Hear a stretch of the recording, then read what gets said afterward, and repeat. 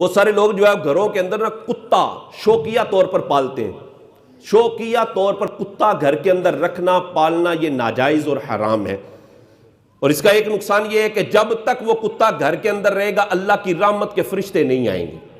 اللہ کی رحمت کے فرشتے نہیں آئیں گے. اور حدیث پاک کے اندر بالکل واضح ہے، بخاری شریف کی حدیث ہے، میرے آقا علیہ الصلوۃ والسلام نے ارشاد فرمایا لا تدخل الملائکۃ بیتا فیہ کلب ولا صورۃ. حضور نے ارشاد فرمایا اس گھر کے اندر ملائکہ نہیں آتے، اللہ کی رحمت کے فرشتے نہیں آتے جس گھر کے اندر کتا ہوتا ہے یا تصویر ہوتی ہے. اس گھر کے اندر اللہ کی رحمت کے فرشتے نہیں آتے. شوقیہ طور پر گھر میں کتا رکھنا ناجائز ہے اور حرام ہے. اور اس کا ایک بڑا نقصان اور یہ بھی ہوتا ہے کہ جب تک وہ کتا گھر میں رہے گا ہر روز وہ کتا رکھنے والے کے نامہ اعمال سے نیکیاں کم ہوتی چلی جائیں گی. یہ بھی بخاری کی حدیث ہے. تو لہذا شوقیہ طور پہ گھر کتا نہیں رکھ سکتے.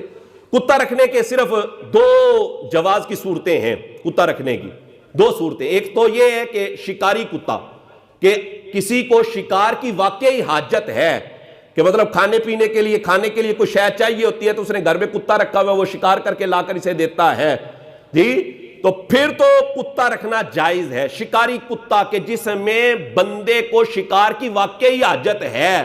شوقیہ شکار کرنا یہ تو حرام ہوتا ہے، ناجائز ہوتا ہے.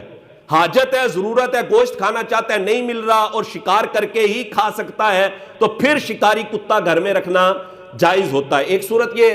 دوسری صورت یہ ہوتی ہے کہ کھیتوں کی، مویشیوں کی یا گھر کی حفاظت کے لیے اور واقعی حفاظت کی حاجت اور ضرورت بھی ہے تو پھر کتا رکھنا جائز ہے.